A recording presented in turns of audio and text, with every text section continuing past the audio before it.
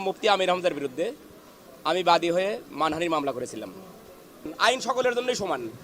মামলাটার উদ্দেশ্য ছিল আমাদের সিরাজগঞ্জের কৃতি সন্তান, আমাদের হৃদয়ের স্পন্দন, আমাদের গণপ্রজাতন্ত্র বাংলাদেশ সরকারের মাননীয় মন্ত্রী জনাব ইকবাল হাসান মাহমুদকে কটূক্তি করেছিল, তাকে নাস্তিক বলেছিল।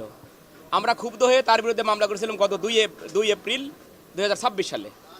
2 এপ্রিল মাননীয় আদালত তাকে হাজির হওয়ার জন্য সমনের আদেশ দেন এবং সমনের তারিখ আজকে ছিল।